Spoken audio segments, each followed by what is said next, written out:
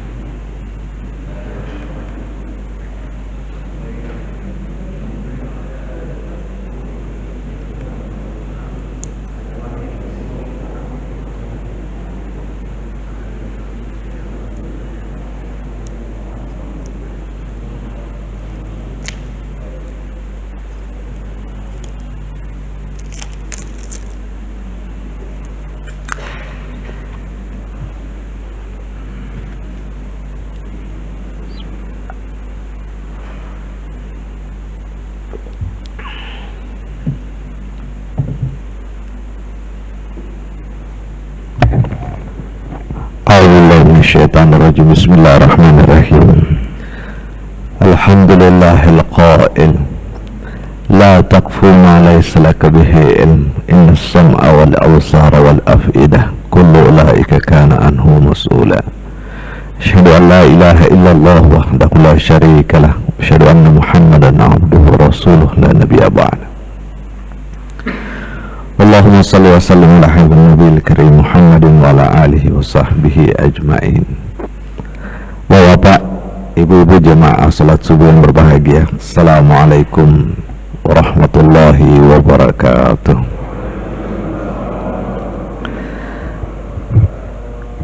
Mari kita kembalikan segala rasa syukur kita, rasa terima kasih kita, puja dan puji kita, semuanya untuk Allah Subhanahu wa Ta'ala.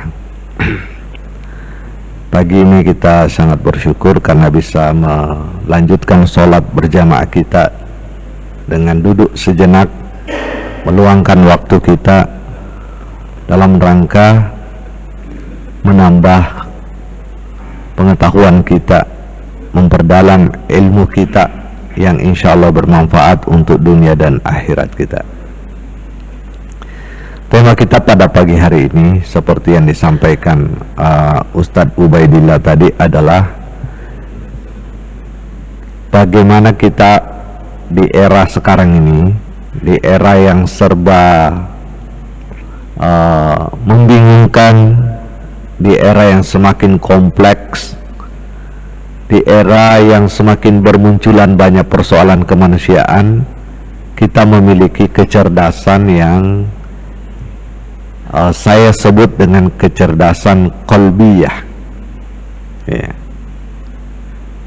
Kalau sehari-hari kan kita mendengarkan ada kecerdasan intelektual, ada kecerdasan emosional, dan ada kecerdasan spiritual ya. Kecerdasan intelektual biasa orang sebut dengan IQ ya. Kecerdasan emosional orang biasa sebut dengan apa itu? SQ ya, emotional quotient. Dan kecerdasan spiritual biasa disebut dengan SQ. Katanya kalau kecerdasan intelektual itu kemampuan orang dalam berpikir secara rasional. Kalau emosional, kecerdasan emosi. Kalau kecerdasan spiritual, kecerdasan ya spiritual atau rohani. Tentu istilah-istilah itu kita tidak temukan ya di dalam khasanah Islam, baik klasik zaman dulu maupun sekarang. Jadi saya coba membuat istilah sendiri saja, saya sebut dengan kecerdasan qalbiyah. Mengapa? Karena kalbu inilah yang menjadi pusat dari diri manusia atau nafs tadi itu. Ya. Jadi apakah dia intelektual, apakah dia emosional, apakah dia spiritual, sebenarnya semua ada di dalam kalbu itu. Jadi mungkin maksudnya sama, tapi mungkin juga kita akan melihat beberapa perbedaan. Salah satu perbedaan yang paling menyolok, kalau di dunia ilmu pengetahuan modern itu IQ dianggap tidak bisa ditingkatkan atau sulit ditingkatkan, atau orang ini dilahirkan sudah beda-beda IQ-nya, kan begitu ya kita dengar ya. IQ normal itu berapa ya? 100 ya, mungkin 120, 125 gitu. Kalau sudah di atas 140 dianggap jenius. Tapi kalau sudah di bawah misalnya 110 atau 100, wah itu sudah dianggap apa itu namanya? Iya, idiot ya, apa namanya, di bawah normal lah. Jadi susah mikir, susah mengingat, susah mengambil kesimpulan. Nah itu orang-orang yang IQ-nya itu. Kalau kita lihat Nabi kita Sallallahu Alaihi Wasallam itu tidak pernah memandang rendah dan remeh setiap orang. Semua orang oleh Nabi kita dianggap itu berpotensi jadi orang pintar. Ya. Jadi Nabi tidak pernah bilang si A itu pintar, si B itu bodoh, enggak. Nabi selalu memandang semua orang punya potensi untuk menjadi pintar. Ya. Semua. Yaitu cara pandang Islam itu dari dulu seperti itu, Pak. Menyamakan setiap orang, menganggap semua orang punya potensi yang sama untuk menjadi orang hebat, menjadi orang yang mampu, menjadi orang yang mendekatkan diri kepada Allah Subhanahu wa taala, laki-laki dan perempuan. Sementara ilmu modern itu memilah-milah orang. Nah, ini yang hebat, ini yang kurang sekali. Ya.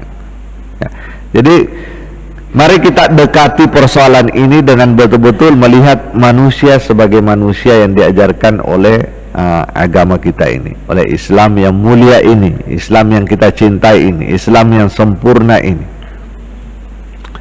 Maka saya ingin mulai dari kalbu ini. Kalbu sebagai intisari dari diri atau jiwa kita. Ya. Di dalam bahasa Arab, kecerdasan itu namanya az-zaka, atau dalam bahasa Inggris intelligent. Dalam bahasa Indonesia, kecerdasan itu diartikan sebagai kemampuan atau kudrah dalam memahami sesuatu secara cepat dan benar. Jadi kalau ada orang memahami sesuatu benar, caranya benar memahami, tapi lambat, itu tidak cerdas. Atau dia pahami cepat tapi salah, ya tidak cerdas juga. Jadi yang dimaksud cerdas, kemampuan memahami sesuatu secara cepat dan benar. Makanya orang yang telat memahami sesuatu itu biasa dibully sama temannya, namanya lelet mikir. Nah, mungkin benar memahaminya tapi telat, lama, atau mungkin cepat tapi salah. Nah, dua-duanya itu tidak punya kemampuan kecerdasan. Itu kecerdasan pada umumnya. Nah, saya menafsirkan, menerjemahkan atau mendefinisikan kecerdasan qalbiyah itu kemampuan untuk memahami, menyikapi dan mengantisipasi segala sesuatu secara benar dan sempurna dan cepat dengan mengoptimalkan kalbu.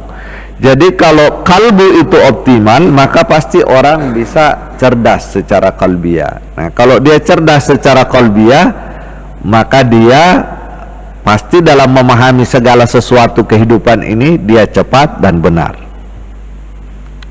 Bukan hanya memahami, menyikapi dan mengantisipasi. Karena banyak manusia paham tapi tetap salah dalam menyikapi.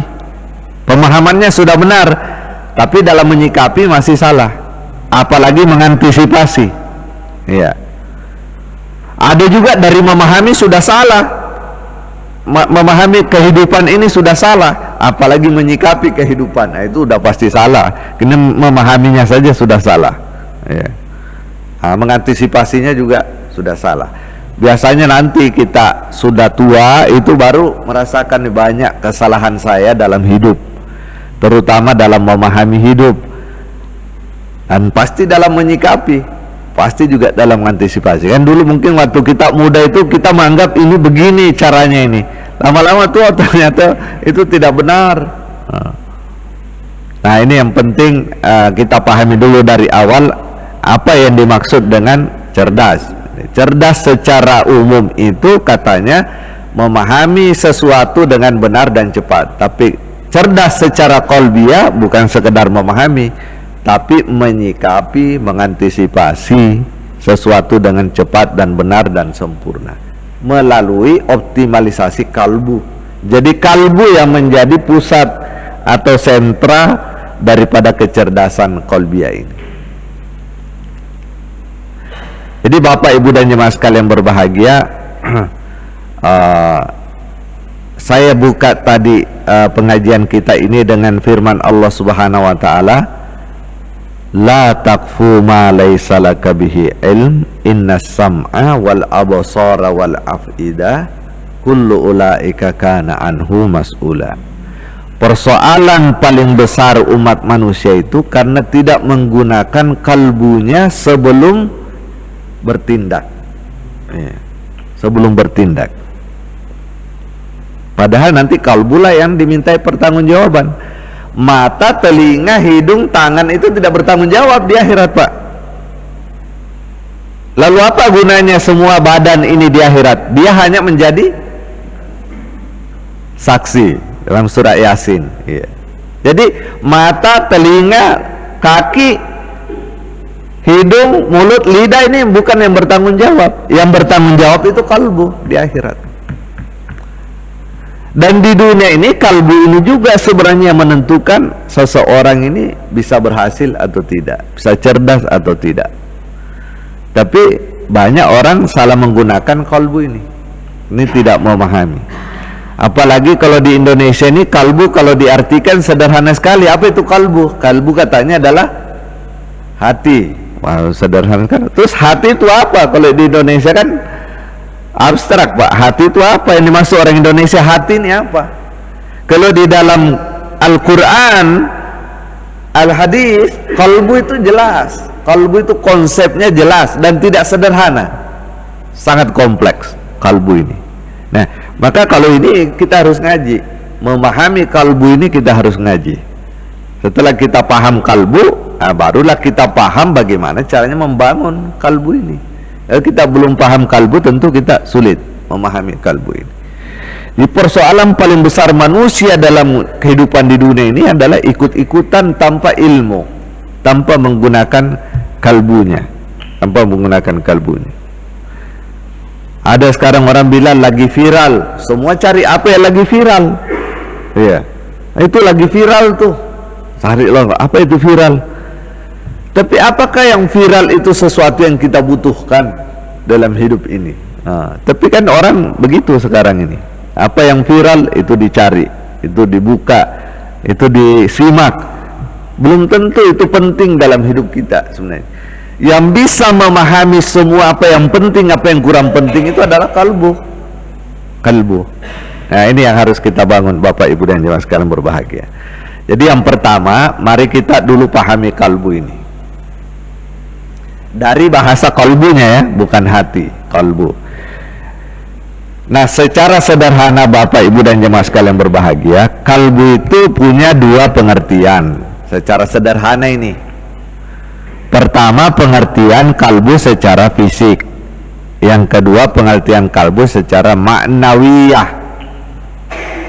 Jadi kalbu secara fisik dan kalbu secara maknawiyah. Ya. Kalbu secara fisik itu artinya jantung.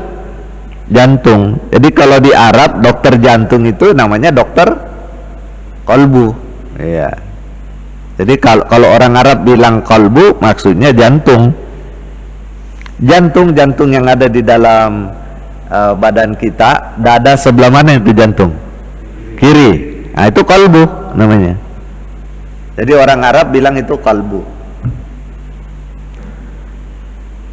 Nabi kita sallallahu alaihi wasallam pernah berkata, ala inna fil jasadi mudghah. Mudghah itu segumpal daging. Kata Nabi kita, ketahuilah kalian, di dalam setiap tubuh itu ada segumpal daging. Idza saluhat saluhal jasadu kulluh. Kalau segumpal daging itu baik, maka baiklah seluruh tubuh. Wa idza fasadat, kalau segumpal daging itu rusak, fasadal jasadu kulluh, maka seluruh badan akan rusak. Ala, kata Nabi, wahia, segumpal daging itu adalah al-qalbu. Segumpal daging itu adalah apa kita artikan? Bukan hati, jantung, Pak. Iya, karena ini segumpal daging. Iya, segumpal daging. Jadi coba ya, kalau kita tidak ngaji, ini orang Indonesia sering salah kaprah dengan hadis Nabi ini. Ini hadis Nabi ini daging, Pak. Kan kata Nabi, ala inna fil jasadi mudghah, di dalam setiap tubuh itu ada segumpal daging. Kalau segumpal daging itu baik, baiklah seluruh tubuh. Kalau segumpal daging ini rusak, rusaklah seluruh tubuh. Ketahuilah itu adalah kalbu, kata Nabi. Berarti kalbu di sini adalah jantung. Jantung. Dan memang begitu kan, kalau jantung ini baik, baik fungsi tubuh. Kalau jantung ini rusak, ya rusak fungsi tubuh. Bahkan dokter untuk menetapkan seseorang sudah meninggal atau tidak, yaitu dilihat dari kerja jantung. Kalau jantung masih kerja, ya masih hidup. Kalau jantung sudah berhenti kerja, ya berarti sudah mati. Jadi benar apa yang disampaikan oleh Nabi. Tapi masyarakat awam menganggap kalbu dalam hadis Nabi ini adalah hati. Terus hati apa yang dia bayangkan orang awam itu kalau membayangkan kalbu? Nah, inilah penting kita pahami, Bapak, supaya dalam membangun kecerdasan kalbu ini, apanya yang mau dibangun? Nah, itu orang yang harus paham. Jadi pengertian kalbu yang pertama itu fisik. Memang fisik, jantung itu. Tapi banyak hadis lain mengatakan kalbu itu bukan fisik. Nih saya satu hadis saja nih, saya karena waktu kita ringkas. Takutnya nanti tidak sampai ke pembahasan inti kalau kita terlalu lama di definisi kalbu nih. Kata Nabi dalam sebuah hadis yang lain. Hadis yang diriwayatkan oleh At-Tirmizi. Innal abda, sesungguhnya seorang hamba itu fisik apa bukan fisik? Bukan. Hamba itu status, Pak, bukan fisik. Ada ndak majikan badannya lebih kecil daripada hambanya? Majikan badannya lebih kecil daripada hambanya, ada ndak? Ada, karena hamba ini bukan soal fisik, ya kan? Kalau hamba ini soal fisik, yang hamba badannya kecil, yang majikan pasti besar, nah itu soal fisik. Tapi hamba itu status, ya status. Karena ada orang bilang jangan menghamba pada uang, jangan menghamba pada harta, jadi hamba ini status. Nah, yang dimaksud di sini Nabi adalah hamba Allah Subhanahu wa taala. Jadi ini bukan fisik. Innal abda, kata Nabi, idza akhta'a khati'atan, apabila seorang hamba melakukan kesalahan, satu saja kesalahan, nuktat fi qalbihi nuktatun sauda. Kalbun, Nabi di sini bilang nukitat fi qalbi nuktatun sauda, maka dituliskan, didiktumkan satu nokta hitam pada kalbunya. Kalau seorang hamba berbuat kesalahan satu, maka di kalbunya itu dijadikan atau diberikan satu titik hitam. Nah, ini pengertiannya fisik apa bukan fisik nih? Ya, masih pagi-pagi nih, kita mikir dulu nih. Iya, kalau siang-siang ya nggak berat mikir Pak, udah langsung tidur kita kan. Tapi ini kan masih pagi-pagi. Kalau Nabi bilang nih, ini kan Nabi bilang nih, kalau seorang hamba berbuat satu kesalahan, maka di kalbunya diberikan satu titik hitam. Ini pengertiannya fisik apa bukan fisik nih? Fisik. Berarti orang yang banyak kesalahannya, jantungnya warnanya hitam. Enggak, coba aja dibelah itu, orang yang banyak dosanya sama orang yang kurang dosanya, beda enggak warna jantungnya? Sama saja. Jadi ini yang dimaksud Nabi tentu adalah ma'nawiyah. Makna. Tadi kan saya mulai secara sederhana, qalbu itu maknanya dua, makna fisik dan maknawiyah secara non fisik. Saya tunjukkan dua saja hadis dari Nabi, keduanya berbeda. Yang satu bilang kalbu itu adalah jantung, yang satu bilang kalbu ini bukan jantung, tapi makna, satu makna di dalam diri kita.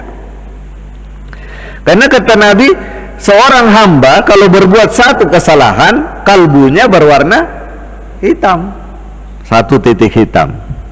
Lalu kata Nabi, fa idza huwa naza'ah, tapi kalau kesalahannya itu dia hentikan, dia tidak berhenti, dia berhenti nih dari kesalahannya. Misalnya ada seseorang hari ini dia cerita jeleknya saudaranya, si anu itu begini-begini, si ini begini. Itu kan satu kesalahan dalam agama ya. Apa namanya itu? Ghibah atau buhtan atau ghibah atau apa namanya? Kita cerita jeleknya saudara kita, yang seandainya dia dengar dia sakit hati. Nah, itu kan namanya ghibah.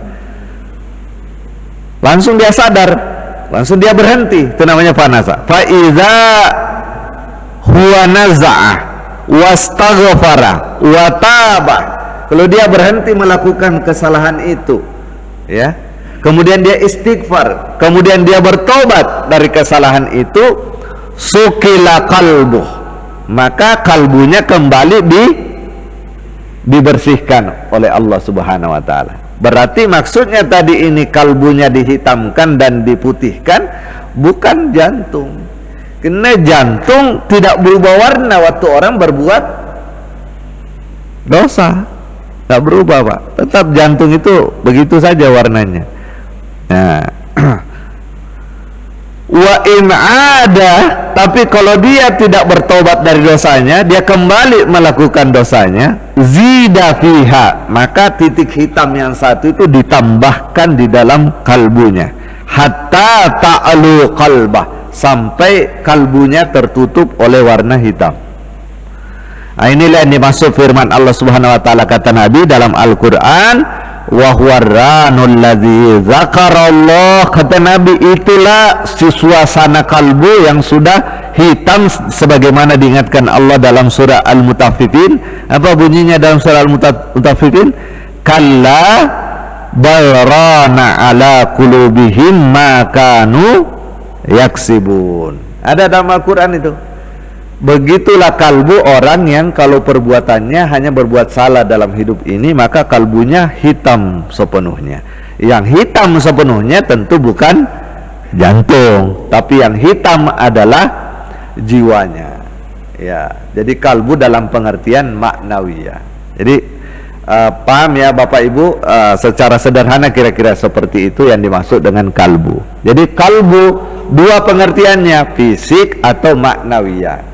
Nah sekarang kita mau kaji yang mana itu maknawiyah, supaya kita clear dalam membangun kecerdasan kalbu ini. Nah, ini masih pagi-pagi ini, kita harus mikir sedikit. Jadi gini, memang kalbu ini bukan sederhana. Kalau dalam Quran dan hadis itu satu konsep yang kompleks yang harus dipahami oleh umat. Misalnya kita buka Al-Quran dulu. Saya buka dengan Al-Quran ya, surah Al-Hajj ayat 46. Al-Quran surah Al-Hajj ayat 46. A'udzubillahi minasyaitonirrajim. Afalam yasiru fil ardi, apakah mereka tidak melakukan perjalanan di atas bumi? Oh iya, jadi perjalanan di atas bumi itu perintah Allah Pak ya. Jadi kita diperintahkan Allah harus sering melakukan perjalanan di muka bumi. Ya kalau sudah tua-tua kayak kita gini udah berat ya. Di Bekasi aja udah berat kita ini. Ya. Selain butuh fisik, butuh modal kan. Ya mestinya zaman muda dulu kita harus sering keliling dunia ini. Tapi kan butuh modal. Jadi sebenarnya ini ayat ini saja ini orang Islam harus kuat cari uang ini untuk melakukan perjalanan. Karena Al-Quran bilang, mengapa manusia itu tidak melakukan perjalanan di bumi ini, keliling dunia, keliling dunia. Saya baru baca kemarin, ternyata yang menemukan globe itu adalah orang Islam. Tahu globe ya? Globe itu yang, ya. Tapi namanya Al-Idrisi. Tapi waktu Al-Idrisi menemukan globe itu terbalik, Pak. Jadi apa namanya? Yang selatan itu sekarang kan kalau di peta itu yang selatan di bawah apa di atas ya? Selatan di bawah, utara di atas ya. Nah, waktu Al-Idrisi menemukan itu terbalik. Kan beliau itu melakukan pelayaran ke berbagai daerah, ke Afrika, ke Timur Tengah, ke Eropa, sambil menggambar itu globe itu. Sampai di Raja Spanyol, kan yang biayai waktu itu Raja Spanyol. Dia lihat, wah ini Eropa di bawah kalau begini nih, harus dibalik. Eropa taruh di atas gitu katanya. Nah, baru dibalik itu globe itu. Jadi sebenarnya aslinya itu Eropa di bawah di penemuan Al-Idrisi itu, tapi disuruh balik oleh Raja Spanyol pada saat itu. Jadi tradisi keliling dunia itu tradisi Muslim sebenarnya. Baru di abad pertengahan diikuti oleh orang-orang Eropa. Ya.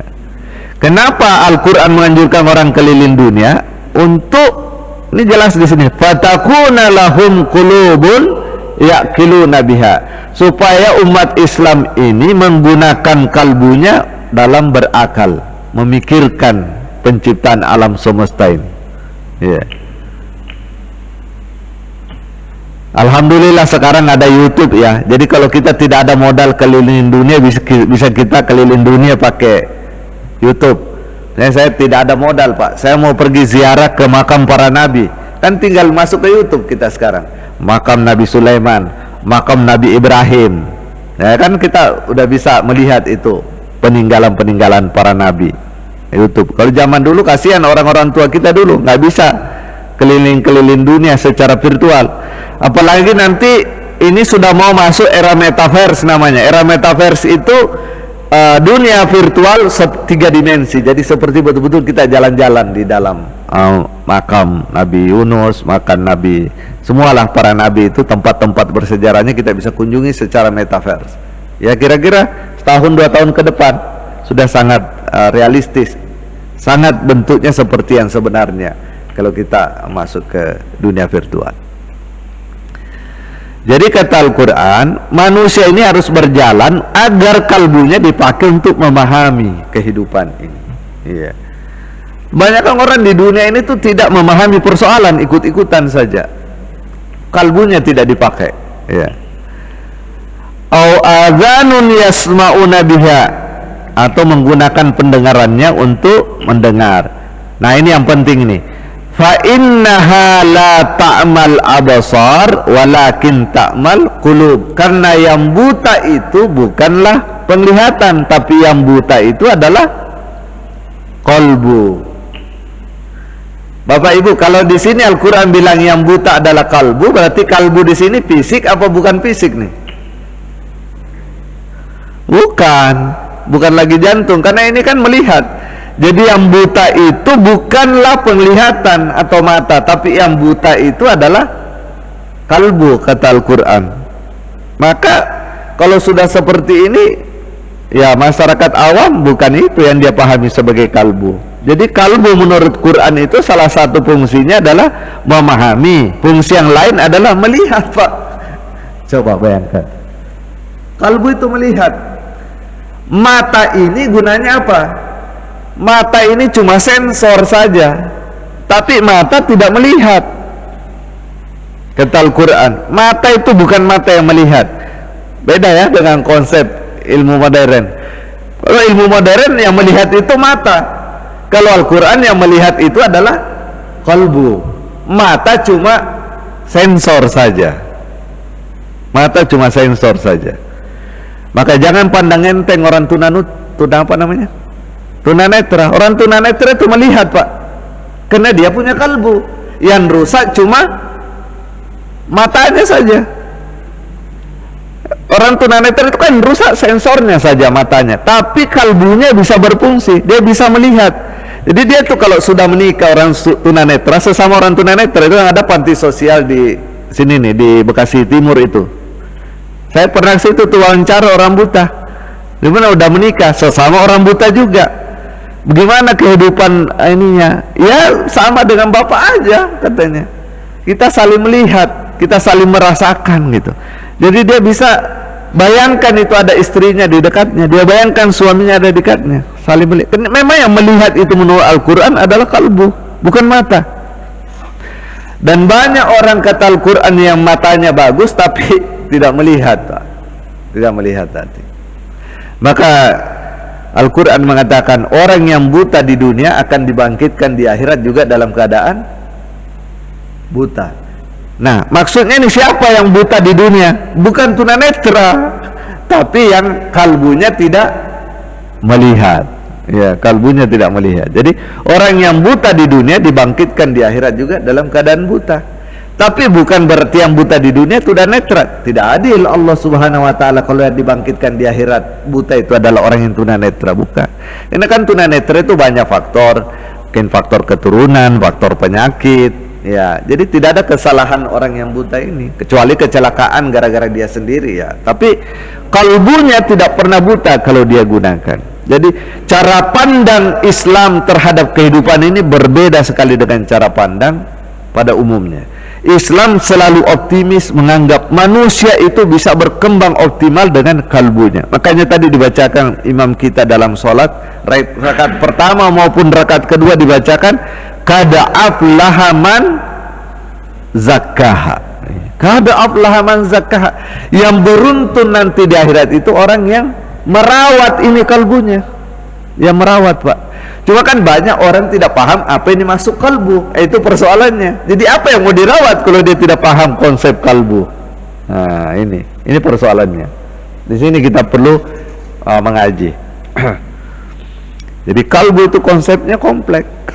Kalbu itu yang melihat, kalbu itu yang memahami, dan banyak ayat dan hadis lain. Maka saya ringkas, kalbu itu ada 6 tingkatan. Ada 6 tingkatan. Tingkatan paling rendah adalah jantung, fisik.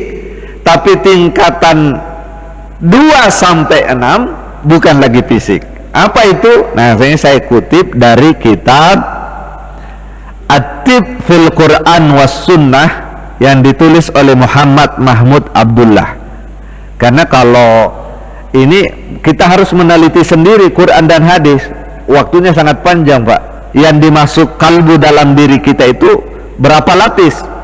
Lapisan paling luar fisik, yaitu jantung. Lapisan di dalamnya jantung sama di dalamnya lagi masih ada 5 lapis. Nah, ini yang saya mau sampaikan. Jadi yang paling di luar tadi apa? Fisik, yaitu kalbu sebagai jantung. Jantung ini, Pak, menurut ilmu kedokteran, ilmu biologi, adalah segumpal daging kecil di kiri dada kita yang setiap hari berdetak kurang lebih 1000 kali. Setiap hari 1000 kali dia berdetik. Dan dia berfungsi memompa kurang lebih 8000 liter darah ke seluruh tubuh secara adil, Pak. Jantung ini. Jadi kurang lebih 8000 liter darah setiap hari dia pompa ke seluruh tubuh kita secara adil. Mana yang butuh darah sekian, mana yang butuh. Coba bayangkan kalau jantung ini rusak, darah tidak jalan, atau darah sembarangan ukurannya melilingi tubuh kita, ya. Atau kurang lebih rata-rata hidup kita manusia kalau 60-70 tahun, maka jantung ini kerjanya selama hidup kita kurang lebih memompa darah kurang lebih 56 juta galon darah. Kita bisa bayangkan Bapak Ibu dan jemaah sekalian berbahagia, kurang lebih 56 juta galon darah dipompa oleh jantung selama hidup kita. Kalau hidup rata-rata umat manusia sekarang, kita bisa bayangkan kalau jantung ini rusak. Tapi orang sadar kan, orang sudah sadar kalau jantung, Pak. Sampai-sampai sekarang kalau jantung gagal jantung, orang pasang apa namanya itu? Ring. Ya, pasang ring supaya jantungnya bisa sedikit normal kembali bekerja. Yang orang tidak sadar adalah kalbu di lapisan di dalamnya jantung. Apa itu lapisan di dalamnya jantung? Lapisan yang paling dekat namanya fuad. Kata kitab ini, At-Tib fil Quran was Sunnah, di dalamnya jantung itu fuad. Fuad inilah tadi kalbu yang fungsinya melihat. Kan tadi yang melihat bukan mata ya, tapi kalbu. Nah, bagian kalbu yang melihat itu namanya fuad. Fuad. Inilah tadi di ayat yang saya bacakan. La taqfu ma laysa laka bihi ilm, innas sam'a wal absara wal af'ida. Af'ida itu bentuk jamak dari fuad. Nah, fuad inilah yang melihat, Pak. Sembara melihat. Ini dua bapak-bapak duduk. Ada dua bapak-bapak duduk di apa namanya, di teras, lewat cewek nih. Nah, dua bapak-bapak ini tuh fuadnya melihat hal yang berbeda itu. Oleh cewek yang sama lewat, tapi dua bapak-bapak ini bisa fuadnya berbeda ini melihatnya ini. Nah, paham ya? Ya. Jadi fuad itu melihat hal-hal yang fisik, tapi akibatnya bisa berbeda, Pak. Sama-sama pakai mata, matanya sama, sensornya sama, tapi fuadnya bisa berbeda. Nah, jadi ini nanti yang bertanggung jawab di akhirat itu fuad dalam melihat. Mata tidak bertanggung jawab. Nanti mata tidak ditanya oleh malaikat, kenapa kamu lihat cewek? Enggak. Malaikat itu menanya fuad. Mata cuma jadi saksi saja. Iya, saya disuruh fuad lihat itu. Nah, fuad itu yang nyuruh. Fuad itu di mana? Fuad itu di kalbu. Nah, fuad itu di kalbu. Di dalamnya jantung. Kalau jantung masih fisik, kalau fuad sudah bukan fisik. Di dalamnya fuad ada namanya lub. Bentuk jamaknya albab. Yatafakkaruna fi khalqis samawati wal ardi wa ikhtilafil laili wan nahari la ayatil liulil albab. Kalbu punya fungsi albab namanya, fungsi lub. Apa itu fungsi lub? Fungsinya yakni menjadikan manusia itu dari melihat kehidupan ini berujung kepada beriman kepada Allah Subhanahu wa taala. Rabbana ma halaqta hadza batil. Semua orang punya jantung, berfungsi jantungnya iya. Fuadnya juga melihat iya, tapi tidak semua orang berfungsi albabnya. Ada ilmuwan tidak percaya Tuhan, Pak. Setiap hari dia meneliti kehidupan alam semesta, tapi tidak percaya Tuhan. Tapi ada orang sederhana saja cara berpikirnya, tapi berujung kepada beriman kepada dibalik semua ini pasti ada Allah Subhanahu wa taala. Al-Rabb. Nah, berarti albabnya berfungsi. Nah, kalbu. Di dalamnya albab yang lebih halus lagi ada akal. Akal inilah tadi fatakuna lahum qulubun yaqiluna biha. Jadi mengapa sekarang ada orang bingung memisahkan kalbu dan akal? Ya memang tidak terpisah. Kalbu dan akal itu bukan sesuatu yang terpisah. Akal itu fungsinya kalbu. Makanya dalam bahasa Arab, akal dalam Al-Quran itu nggak ada bentuk kata benda. Coba carikan bentuk akal dalam kata benda dalam Al-Quran. Ya, semuanya fi'il, Pak, akal itu. Yaqiluna, ta'qiluna, semuanya bentuk fi'il karena bendanya itu adalah kalbu. Kadang orang bingung, ini yang kerja akal apa kalbu? Enggak, kalbu pasti. Kalbu itulah inti sari diri kita. Cuma kalau dia kalbu itu memahami, itu namanya berakal. Kalau dia paham berarti akalnya yang berfungsi dari kalbu itu. Fatakuna lahum qulubun yaqiluna biha. Ya, itu. Di dalamnya kalbu, ada lagi di dalamnya kalbu namanya wijdan. Wijdan. Wijdan inilah fungsi kalbu yang merasa, Pak. Cemburu, gembira, takut, sedih, itu kalbu itu. Kalbu. Kita kadang sedih, kadang gembira, kadang marah, kadang tersinggung. Ini wijdan namanya. Itu di dalam kalbu juga. Tapi ini udah bukan jantung, udah bukan fisik. Di dalam yang paling dalam itu namanya jinan.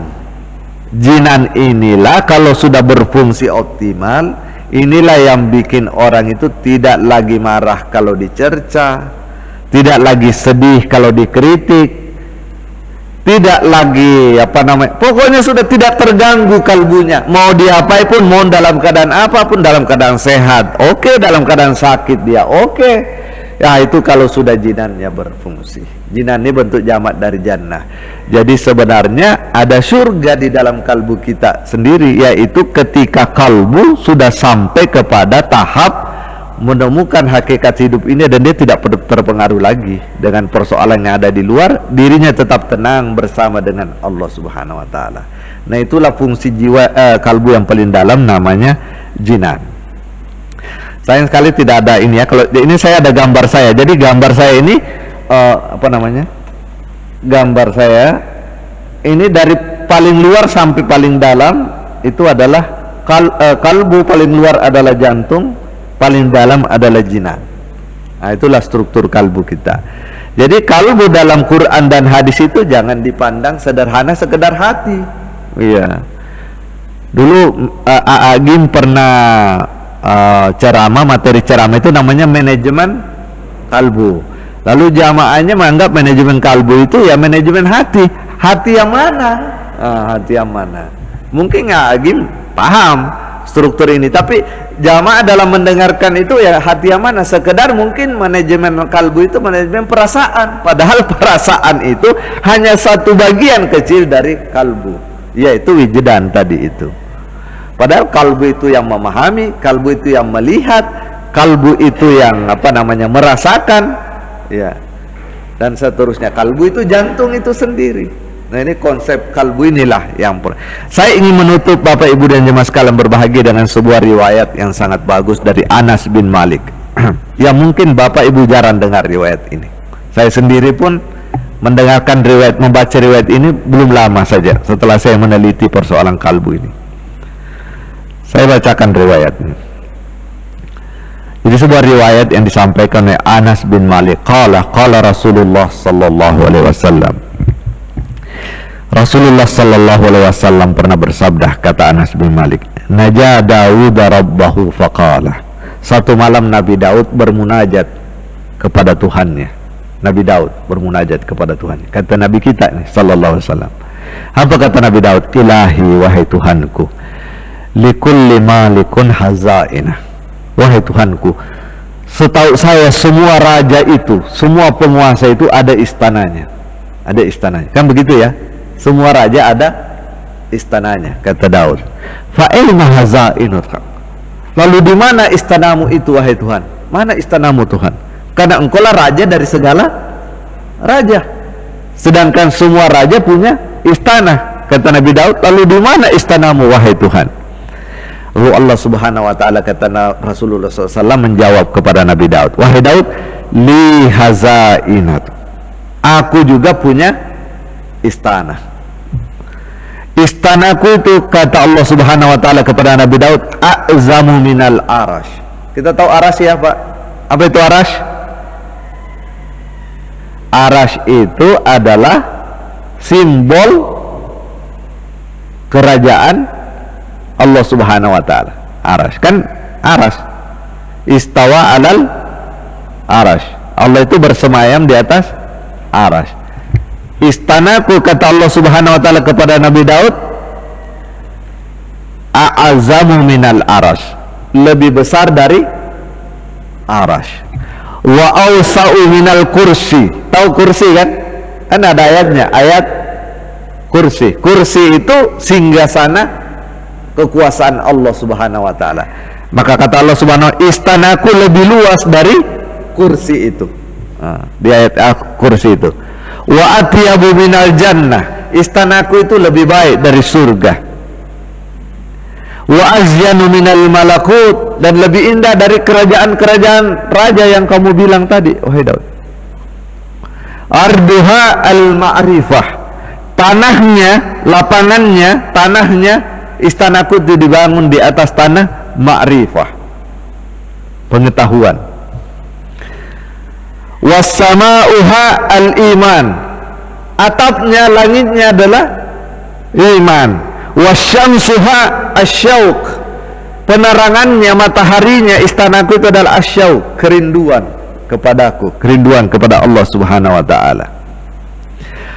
Wa kamaruha al-mahabbah, bulannya, rembulannya adalah cinta kasih, mahabbah, ya.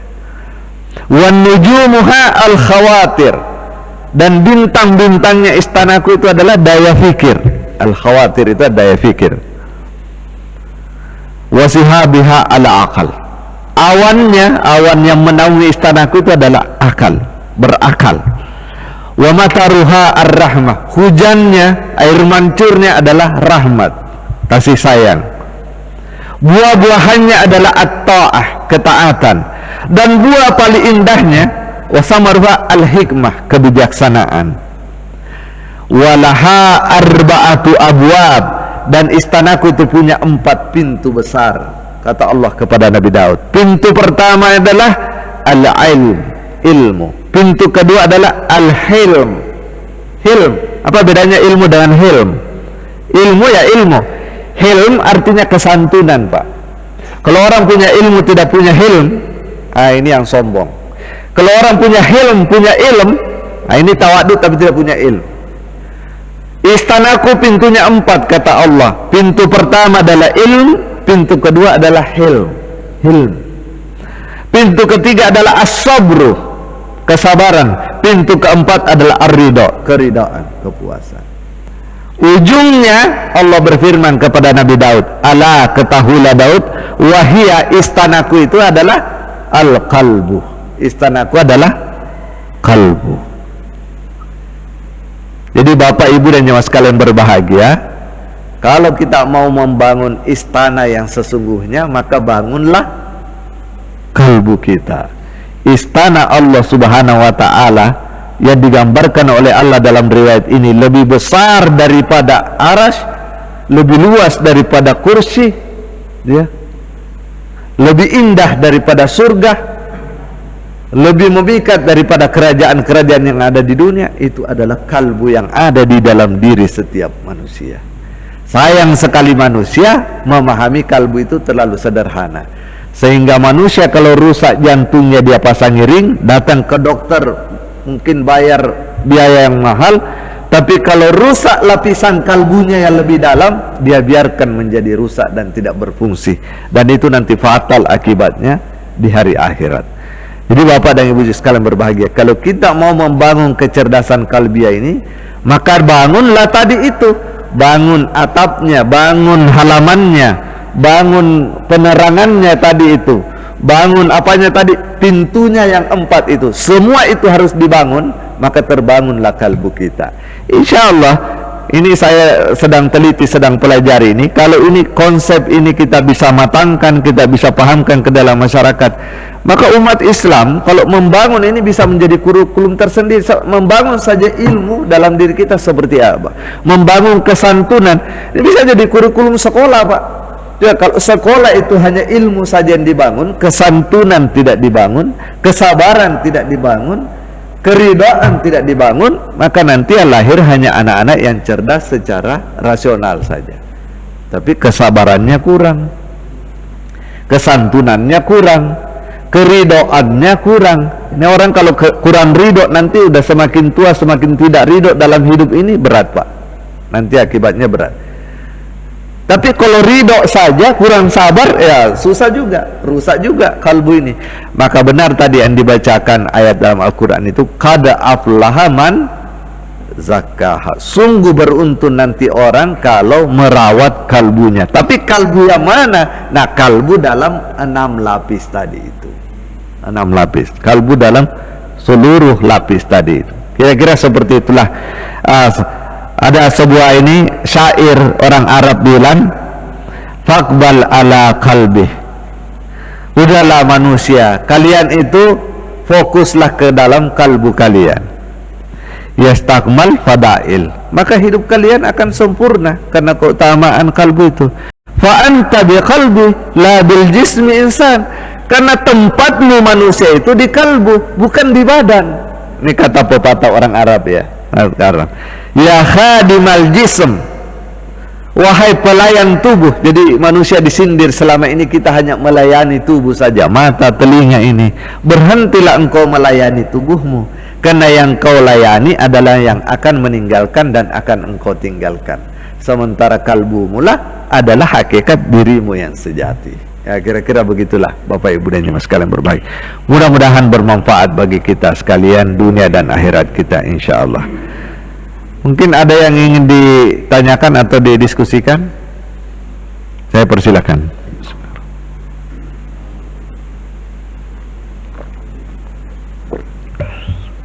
Kalau tidak ada, saya akhiri sampai di sini. Mudah-mudahan bermanfaat dan mohon maaf apabila ada yang kurang berkenan. Saya akhiri dengan doa subhanakallahumma bihamdik asyhadu an la ilaha illa anta nastaghfiruka wa natubu ilaik. Wal afu minkum, wassalamu alaikum warahmatullahi wabarakatuh.